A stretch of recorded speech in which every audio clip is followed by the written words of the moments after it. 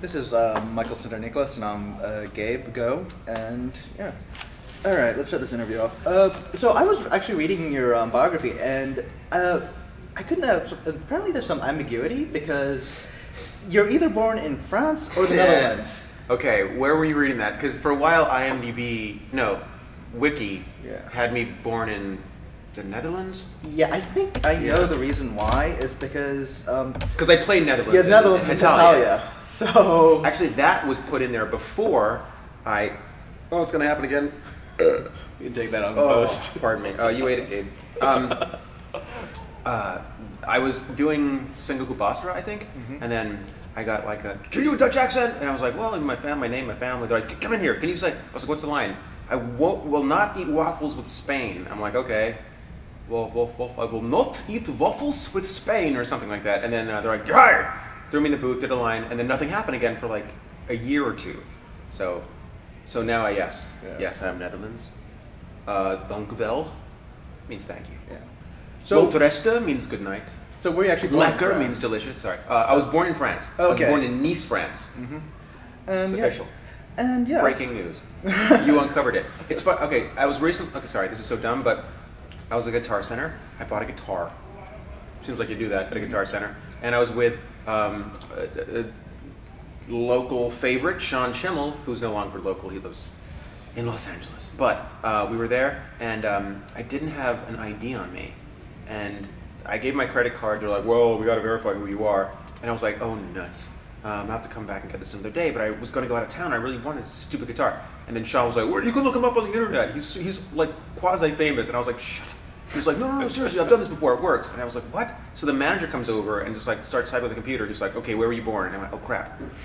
If he's on my wiki, it might say Netherlands." I was like, "Okay, I was born in France, but it might say Netherlands because..." And he's like, "No, it's just France." I was like, "Okay, someone corrected it." Good.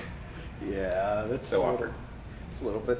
But I gotta ask, how did you go from if you were born in France and you moved a lot when you were young, right? How did you get a job in doing voice acting? Because your first role was Urusei Yatsuro, wasn't it? Yeah. And actually, just before that, I was young Mackie in the Bubblegum Crisis. Yeah. And then right after that, like dovetailing almost the same time, was Ataru Moroboshi in Urusei Yatsura. Yeah.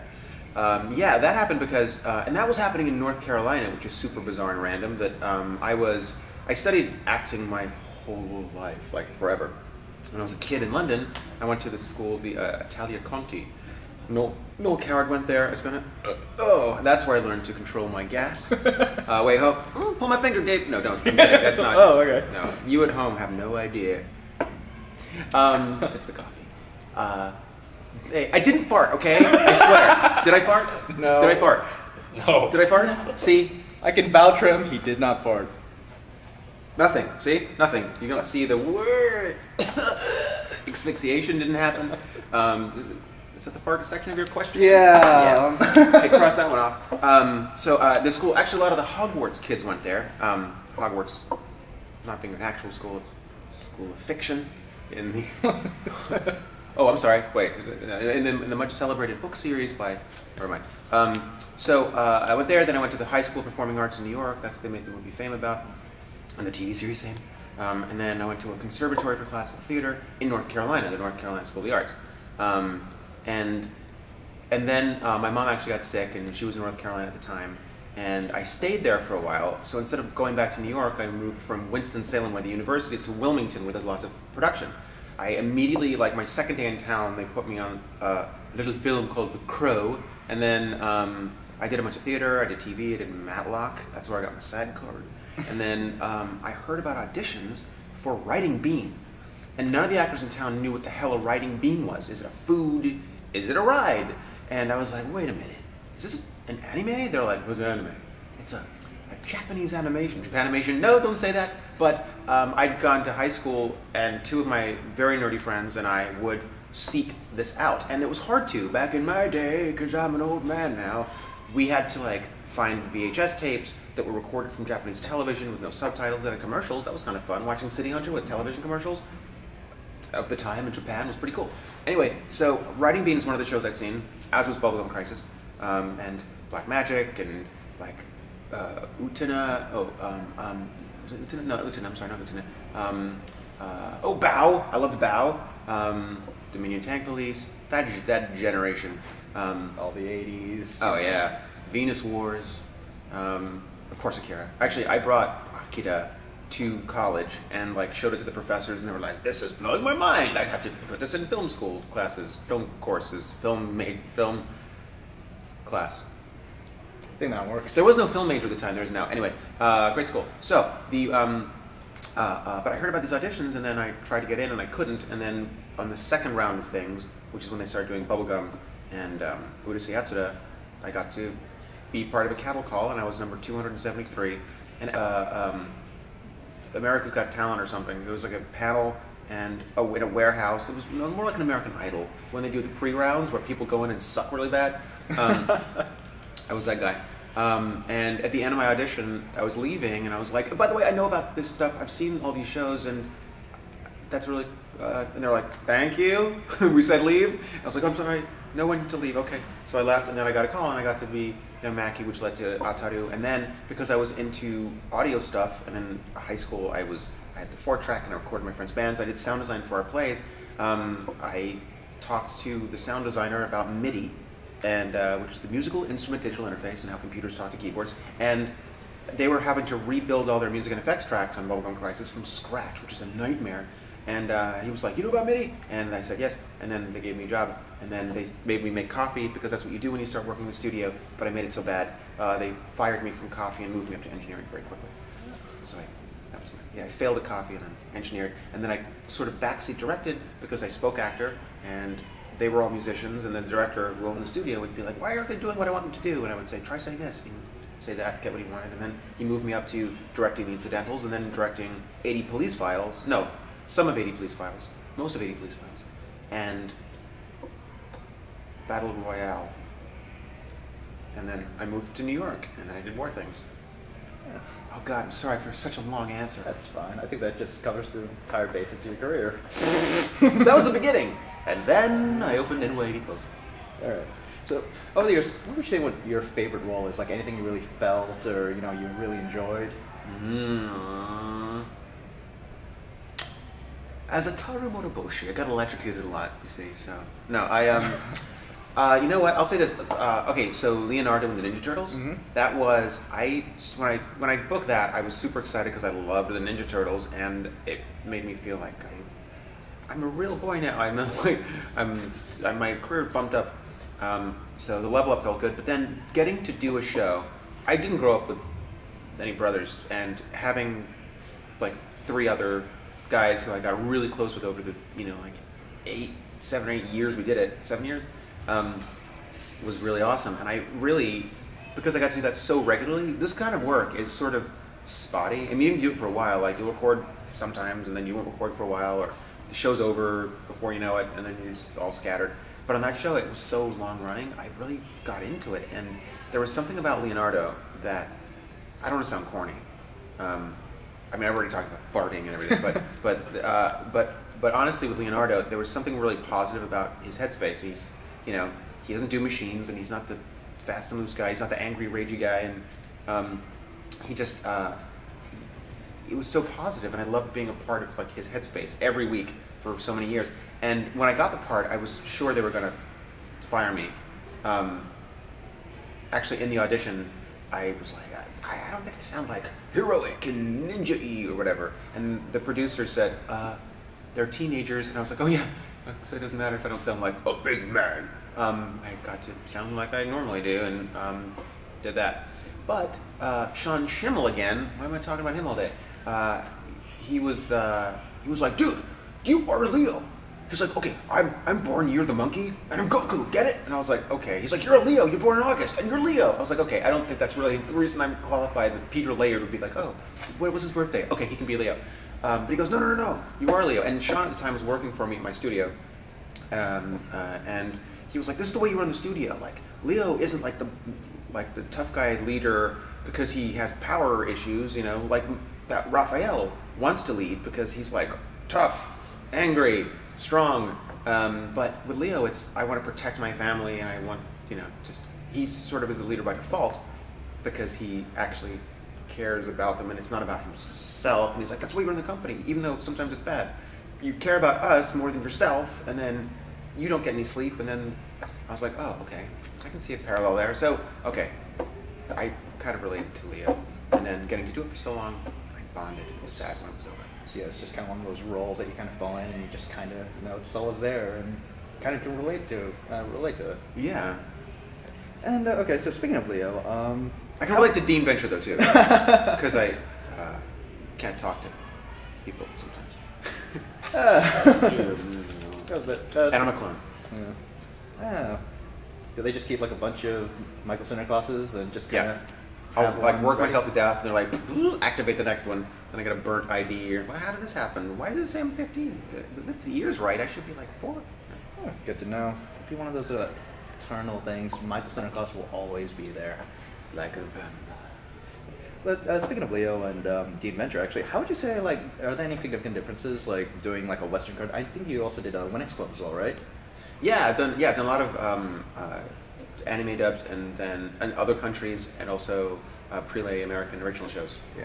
So how'd you, are there any significant differences from doing that, like, compared to doing a dubbing job of an anime and adaptation, rather than, just, like, having the original script in front of you? Yeah, absolutely. I mean, when you dub something, picture's done, so you have to conform your performance to whatever's been rendered there. And it's lip sync, but it's also, does your performance match the eyes and the body language and the proximity? And in some way, it's hard because you don't get to just sort of dig down deep and like make something come out, and you don't get as many choices. There's still a lot of choices you can make within this structure, but you've got to make it fit that. So it dictates where you are, and like if you're screaming or not screaming. I mean, that's a choice you can just sort of, you could decide at some point in the middle of a scene to be screaming if it were not already drawn. So it's nice that it lays out some of this work for you, but then it's hard to actually make your performance not sound sort of stilted. And I think some, with all due respect, not everyone loves dubs. And some of the time they can be kind of stilted or just not very organic, and therefore you watch it and you're like, there's a big face, I hear them screaming, but I feel nothing. So that's the challenge there. With original stuff, the challenge is it's liberating to be able to make your own choices, but then there's a responsibility to make like fun, creative choices. And the people who get tons and tons of work, the big voice actors, make really interesting, bold choices. I gotta say, on Venture Brothers, when Patrick Warburton, my recording studio did like a couple seasons of the records. When Patrick Warburton came in, I was like, okay, this is Putty. He's amazing. He's been in everything, and I can't wait to see him work. And when he worked, it's like I was so used to working for people like 4Kids, where it was like real fast, and you got to do it right like the first or second time. A lot of responsibility, and without even previewing the dub, whatever.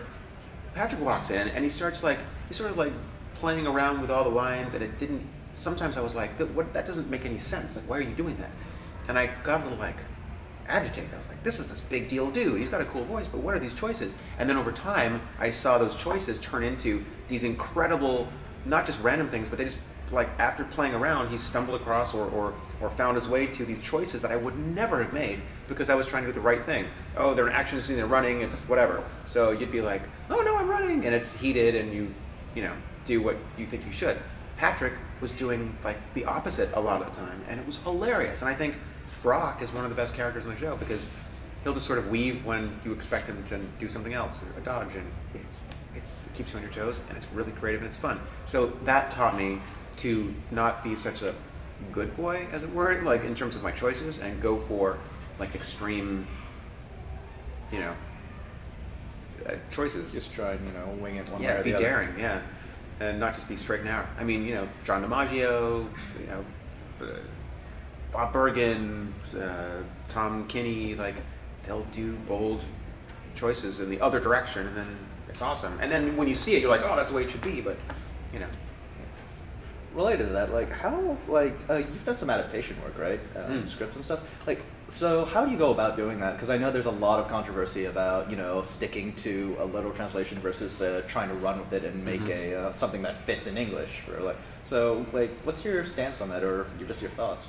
So, as a studio that does work for various clients, it's sort of dictated by what they want. My personal feeling is, it's like, you use the word adaptation. It's an interpretation of what's been done, not just a translation. You can just translate things, it's very literal, and there's no life in it, and it's really hard to bring some moments across. Humor especially.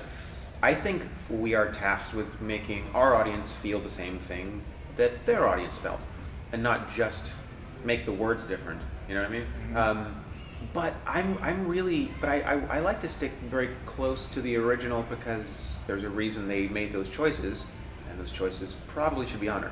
Now I've got some other clients that are like, just run with it, make it its own thing, and then we get a little liberal with stuff. And for the most part, that's not on Japanese work, but sometimes it is. It's usually on like French or Spanish things if they're dubbed.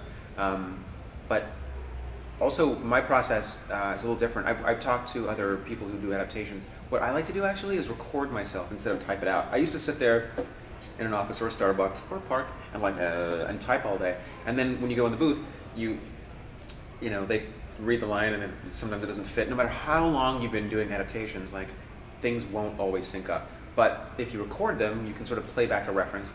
And when you're done, even before you get the actor in the booth, you can watch the whole thing down and you've got a scratch track and you can see if it really works, or if you're repeating too many things, or if each voice of the character in the language, is distinct. Also, I've used it for when the first actor in a scene shows up, there's no one to play off of, but if I have a scratch track, I can let them read it off of, they can have a conversation with my performance in the scratch track, and then no one has that unfair disadvantage of recording blind where you're doing a scene, but then the other person's not really responding. And actually, speaking of the last big one was you worked on Gundam Unicorn, right? Yes. Yeah, so how was working with such a big franchise, and it was a big OVA series over several years, and what was the experience like? Gundam's over. I'm so sad. I loved working on Gundam Unicorn. We had been the only studio to do simuldubs, and we did it for the first time on Kurokami, which was also a Sunrise show. I think that was a test to see if Gundam could be done. We had Akane Hagino-san came from Japan for every episode and sat with us. We had Taku Otsuka, who also works with Sunrise but lives in California. And we had, anyway, we had this team that would assemble twice a year. The first time we did it was actually on Thanksgiving. It was like Akane's first Thanksgiving. Stephanie Shea, who we sort of switched off on the script adaptation, and she made a really great Thanksgiving dinner while I was mixing and they were doing stuff, and it was kind of fun to have Thanksgiving with these people. And from then on, it was like a family for the next 5 years. Yeah, 5 or 6 years. Whoa! I was counting the days between every release. Really? Yeah. Thanks for paying attention. It was such a tricky endeavor. We had no time to do it. We had really rough animation to dub it against. Usually with animation, the whole point of a dub is you see the timing and how it's all done, and then you get to make a performance fit that. We had penciled sketches and post-it notes that would scan across the screen. We would know when they were talking because there would be you'd hear it, but there'd be a character like Banager, and then when it disappears, then stop talking. But you can't lip sync to that, you know? So they had to make the flaps around, yeah. No, they made the flaps around their own. But even if you match theirs, and you can look at it on the waveform totally lines up, it won't line up necessarily when it gets to animation, ours and theirs. So there was so much going back to retool stuff. Sometimes we record, and we got really good, we call it a new type dubbing, where you can sort of predict, I think they're gonna maybe hold here, or they're not gonna hold there, and we'd do alternate takes so we could slide in. And sometimes the actors are like, what happened? I thought I did it right. Yeah, you did it right. We just need these alts because I'll need more material to edit later. So that was tricky. And then, you get into a 3-day all-nighter for mixing, and then it came out. But I love how it came out. I think it's an amazing show. So many amazing things happen. And for instance, okay, so I play Angelo in it. And the seiyuu who plays Angelo in Japan, we did a panel together at Otakon and discovered on the panel, oh yeah, no one at the convention figured this out, that we had both been Leonardo. So I was his Angelo, and he was my Leonardo in the Japanese Turtles. But for our TMNT. So we're like, what? So we're destined to be each other's voice. Crazy. And speaking of seiyus, do you have any thoughts on the Japanese scene? Do you follow it, the Japanese voice acting scene? Do you follow it at all, or? Yeah, I don't. I don't know as many people. Like I've met a bunch now, and I'm friends with this guy or this girl. But and unfortunately, and I'd always been really curious to see how it's done. I heard they did these group records and stuff, whereas we typically record everything individually. Oh, that's another difference between doing, a dub or an original show. Most of the time, not always. The original shows are group recorded, and that's huge. You can hear each other's performance and respond to each other. Venture Brothers used to be a group record. Now it's all individual. Care Bears was always a group, full group, including kids, and that was so much fun. Michaela Dean was Wonder Heart Bear, and we were side by side, and we'd screw around all the time during the session. Take pictures and make them look really gross on the apps, and chew with our mouths open, and make jokes. Love that kid. So group records. Anyway, sorry. What was the question? I got sidetracked. We were talking about the Japanese voice acting scene. So I got to go over there and watch a few records, shows that I worked on, shows I didn't work on. I really wanted to go back for the very last Gundam, but I forgot what the conflict was. And when I was supposed to go to Japan, episode 7 popped up and got delayed, and then I had to miss my trip to Japan. But I got to go for the last session of 6. Angelo had a lot to do in that one, so he was there, full frontal, who Angelo loves. He was very sweet, gave me a lot of hugs, nice man. Went to the rap party, and watching them work is incredible. We get to do the line a few times, and one at a time. We have beeps that lead us in. They'll record typically for a TV show. The way theirs show, they don't have a lot of commercial breaks. They have one in the middle, right? So they'll record the entire A part, which is like 11 minutes, as one take.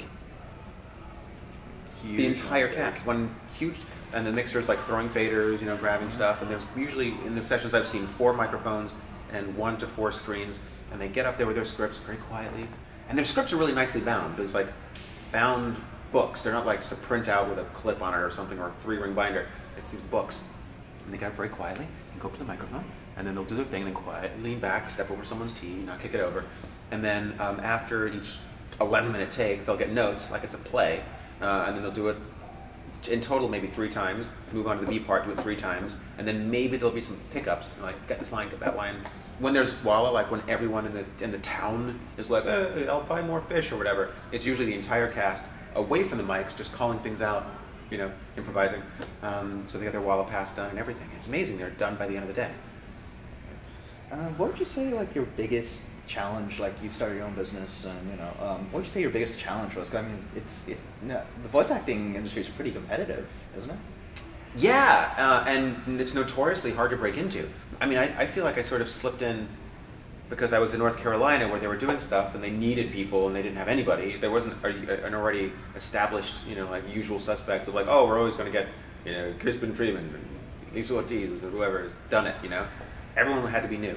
And then when I went to New York,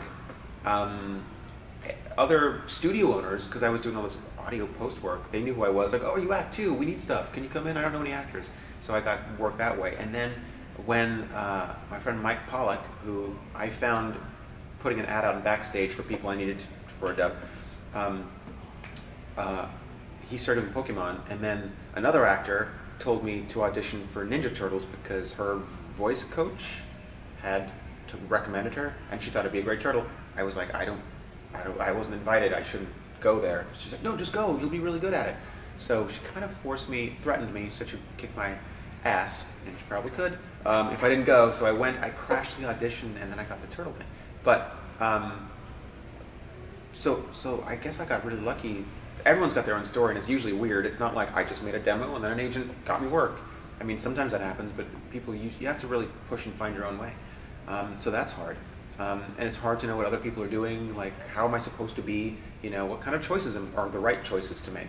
There are people who've been doing it a long time and they sort of get it, but until you've done it for a while, it's hard to know like where to gauge your performance or stuff. That's always hard. And not knowing where to start talking to people. But I find if you just sort of get out there and get in harm's way, then you'll find how to sort of circumnavigate. But yeah, but breaking in is tricky. And the hardest thing for me now is I moved to LA, and everyone still thinks of me as a New York person. So like, oh, he's really good, but oh, he lives in New York, he won't be around. I'm like, no, I live here. So that's been hard to let people know that I live there now. I live there now. I'm sure everybody will know now that you've declared it. Yes, it's got a flag in LA. Do you still watch anime for fun since you're working on it so much, or do you just like it's work? I want to do something else to just cool down. That's funny. I like being able to see it as an industry person, and I have good relationships with lots of other companies, and they send me stuff. Like when formerly ADV needed some pickups for the re-release of Evangelion, they called me up and said, "Oh, Matt would like to hire you to record some stuff for this. We have an actor who's in New York. He can't come back to Houston." Okay, great. And then I was like, "What would you charge?" And it was like a short session. I said, "It feels more like a favor than a job. Just send me some DVDs." And they sent me like a case of every box set. I was like, "We get to watch all that." But so I watch other people's stuff. I love the perspective of being in the industry and then seeing my friends do work. But I gotta say, as I've gotten busier and busier, and now I'm bi-coastal, sort of. I live in LA, but I still have a studio in New York, and I'll sometimes go back to direct things. I don't have time to watch anything. Like, I don't go to the movies hardly anymore, which is dumb because that's my job, is to know what's being done and know who's doing stuff and be able to recommend talent and know what the aesthetic is. But I work all the time, so I don't get to watch it anymore, which is ironic because I got into it because I loved anime. And I still kind of do. I mean, I still love anime, but I still kind of get to watch it sometimes. But less than I got to, but not because I'm like, oh, I'm done with this, but because I'm so busy I don't get to watch anything. I got a Game Boy in my bag. All I use it for is street passing. I barely get to play games anymore because I have no time. Pretty much just what I can play or watch on the toilet. Yeah. Well, now, actually, speaking of the toilet. Yeah, speaking of the toilet, actually, yeah, just for... Where's this going? I was actually watching... So, I was actually watching. You actually have fangirls who show up with shirts that say Michael Sinterniklaas is hot. Wait, where? What? Yeah, I was watching a YouTube video, and apparently they showed up to surprise you. It sets in. Was it I think I've seen like Team Mike or something, but... Yeah. I don't know about hot. I don't think I've seen that t-shirt. Yeah, I think he might have repressed it. I might have. There was one girl who ran up in the middle of a panel, ran up to show me a tattoo on her leg of one of the characters I play. Yeah. I was like, huh? So does this thing kind of happen often, or If you're Brad Pitt, it does. I've gotten a little bit of it. Here's the other thing. I feel like I don't know how to properly have a career. Like, it's going to sound weird, but it's the ancillary stuff. I will totally do the work and do it the best. I don't care what I'm getting paid. I've always put my all into every job that I do. And then all my friends are like, "Hey, you charging for autographs or whatever?" I'm like, "No." "Are you selling stuff?" "No." "Where's your fan site? You're barely on social media. What's wrong with you?" Lately, I'm getting people who are angry at me for not having more of like an online presence. Like, where are people going to go to find out stuff, or where are they going to go to like bug you? And I'm like, I don't know. I don't know. They can Google it maybe, or I have a Twitter, msinta. I mean at msinta. But I haven't like promoted or curated my online presence. I guess I should do that, right? I don't know. So I don't know. Cultivate that fan presence. Yeah. Well, I mean, I always thought like, who cares? I'm not the formerly mentioned lovely Brad Pitt. So who gives a crap? But some people give a crap, I guess, and I should just do it, if only as a practice to take my career seriously. It sounds dumb. It's not that I don't take it seriously. I'm totally focused on the work. But more and more, it's relevant to like casting people. Look at how many followers you have, because if it's a toss-up between 2 or 3 people, and one has more eyeballs on them, then that's going to promote the show. So that would help. Yeah, just as a director, you start to have to you have a lot more duties than just a normal voice actor does, because you have to guide the voice actors. And Sure. You also have to do all the business stuff, right? Yeah, I do. And I'm directing like celebrities and stuff now too. I don't know if you heard about it. Some people have heard about the Oscar-nominated film that we did, Ernest and Celestine. It's absolutely beautiful, huge star-studded cast. Some other, we have some people like Spike Spencer was in it. Some other people who I know through anime, but we had Forrest Whitaker, Mackenzie Foy, who was in Twilight, Lauren Bacall, married to one certain Humphrey Bogart, Nick Offerman, Megan Mullally, Paul Giamatti, William Macy, Jeffrey Wright. like incredible people, and they did this dub, and it was great, and it's been a very different experience. So like I'm handling all this other weird stuff, and SAG contracts, and yeah, it gets pretty heavy. So I don't have time to be like, I ate a taco, tweet, like hashtag selfie, and so yeah. But maybe I should focus a little bit more on that. Yeah, just a little bit. I mean, it's so silly to be like, oh, I need to tweet. I don't know. Marketing's a huge part of stuff now. But yeah, and that's marketing. Yeah. I never thought of myself as a product like that. But I mean, everyone is. You think like, America's sweetheart. That's a product category. The bad guy is a product category. I don't know what my guy is. I don't know what kind of guy. The farting guy. the guy who burps. Actually, I was known as the guy who burps for a while. And for all of Leonardo, in Turtles, for all of Michelangelo's burps, it's me. All of them. He would do a line, I would, and then do everything else. Everything's 100% authentic. No sound bites here. No canned burps. So I'm apparently obligated to ask this with every interview that we make, but no. But the thing is, I'm going to change it up. So it used to be it was astronauts versus cavemen, but I was just like, wait, that doesn't make any sense. So no, sure it does. That's totally Kubrick, right? Yeah, kind of. But okay, but who would? But I'm going to change it up and change it up to a classic. Who would win in your expert opinion? A pirate or a ninja? All right. Look, pirates, with all due respect, they're a bunch of drunks, And when I say due respect, I mean how much respect you do when you're a pirate. Don't beat me up, pirate people. But I would have to say a sneak attacking, hidden in the shadows, trained killer is probably going to beat a drunk robber with a peg leg. And scurvy. And scurvy. You can't fight back with a lot of scurvy. In fact, the ninjas have to sit back and wait. Smoke bomb, run away, and the scurvy will take them out if they don't have any lines. Yeah. So I think it's a clear... I really don't know how anyone can argue on the pirate side. Am I missing something? Well, they have guns. Cannons. Yeah, ships. Shits? Ships. Where are we going with this interview? Okay, I think that's all the questions I have. Thank you so much for your time. It's been a pleasure interviewing you.